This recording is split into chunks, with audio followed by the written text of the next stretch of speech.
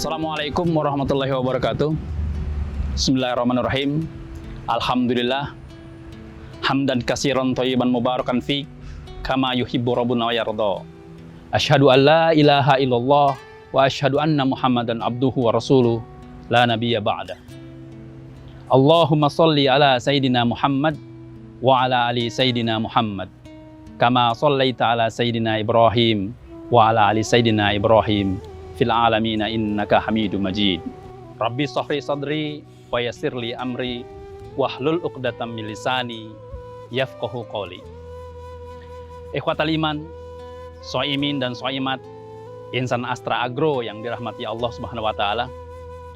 Di penghujung Ramadan ini, di saat kaum beriman, muslimin dan muslimat yang berusaha untuk mencari Lailatul Qadar, muncul rasa sedih dalam diri mereka.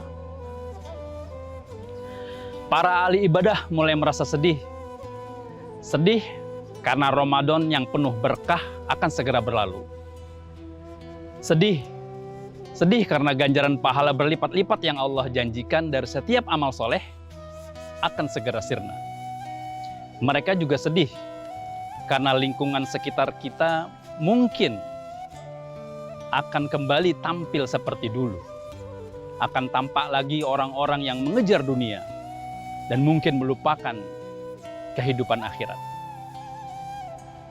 Para ahli ibadah memang merindukan agar tiap bulan adalah Ramadan.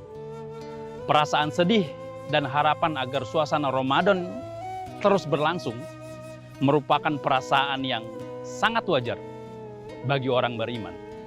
Dan beruntunglah teman-teman sekalian apabila di dalam hati kita merasakan rasa sedih seperti itu. Sedih ketika Ramadan akan segera pergi. Paling tidak itu menunjukkan bahwa ada rasa iman di dalam diri kita. Lalu apa yang harus kita lakukan ketika kesedihan itu datang? Bagaimana sikap kita ketika Ramadan berlalu, waktu bergulir, Ramadan berganti menjadi Syawal, Dzulqa'dah, Dzulhijjah, dan seterusnya? Apakah kita senantiasa bersedih, hanya menangis, bermuram durja seraya menunggu tibanya kembali Ramadan tahun yang akan datang? Tidak. Sekali-kali tidak. Muslim tidak boleh larut dalam kesedihan. La tahzan, kata Al-Quran. Kata Allah di dalam Al-Quran. Jangan bersedih. Pahamilah bahwasanya waktu memang berputar. Seperti biasa, ada pagi, siang, sore, malam menjelang, lalu kembali lagi menjadi pagi. Begitu juga dengan minggu, berganti menjadi bulan, tahun, dan seterusnya. Waktu berputar. Insan Astra Agro yang dirahmati Allah, pahamilah bahwasanya di tengah putaran waktu, Allah tetap bersama kita. Kapanpun waktunya, Allah tetap bersama kita. La tahzan, innallaha ma'ana. Jangan bersedih, karena Allah bersama kita. Ikhwatal iman, insan Astra Agro yang dirahmati Allah, pemahaman ini justru harus menjadi kesadaran kita dalam memahami Ramadan. Sungguh keliru bila kita menempatkan Ramadan sebagai puncak dari bukti keimanan kita. Di antara 12 bulan yang tersedia, tidak selayaknya kita menempatkan Ramadan sebagai bulan yang berada paling akhir. Ramadan justru terletak di siklus yang paling awal. Didikan dan perumpamaan, didikan dan penempatan yang kita rasakan sebulan penuh, justru harus kita jadikan sebagai ladang kita untuk berlatih, sebagai bekal kita melewati 11 bulan berikutnya. Sungguh, demikianlah hakikat Ramadan bagi hidup kita. Ramadan adalah bulan tarbiyah, periode penggablengan.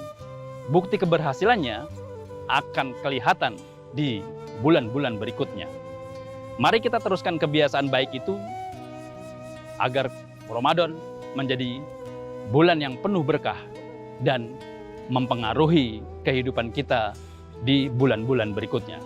Saya mencatat ada 3 hal penting agar kebiasaan Ramadan itu bisa menjadi rutinitas kita di bulan-bulan yang lain. Yang pertama, pola makan.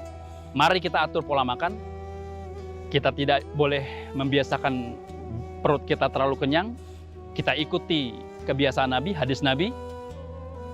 Makan ketika lapar, berhenti makan sebelum merasa kenyang. Karena perut yang kenyang secara psikologis, secara kesehatan, tidak baik untuk kesehatan kita. Yang kedua, soal manajemen waktu. Ramadan kemarin, Ramadan sekarang ini membuktikan bahwa kita bisa mengejar urusan dunia, mengejar urusan akhirat, mengejar urusan kantor, mengejar urusan keluarga, dan semuanya dengan baik. Dengan pola waktu yang kita atur dengan tepat. Misalnya, salah satunya adalah bagaimana kita mengatur jam kita tidur, sehingga kita bisa bangun sebelum waktu subuh.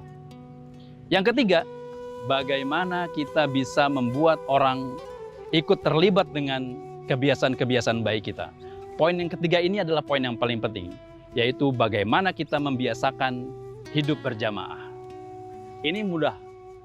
Jika Anda seorang istri, ajaklah suami Anda. Jika Anda seorang suami, ajaklah istri Anda.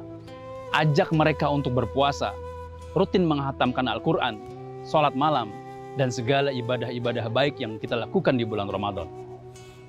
Jangan khawatir, selalu ada orang-orang yang siap menyambut ajakan kebaikan. Maka ajaklah orang lain untuk menghidupkan hari-hari meskipun Ramadan berlalu. Ikhwati fillah, insan Astar Agro yang dirahmati Allah, mari kita biasakan kegiatan-kegiatan baik kita di bulan Ramadan dengan mengajak rekan-rekan kita sesama muslim. Semoga Allah berikan kita kesehatan dan mempertemukan kita kembali dengan Ramadan yang akan datang. Wabillahi taufik wal hidayah. Assalamualaikum warahmatullahi wabarakatuh.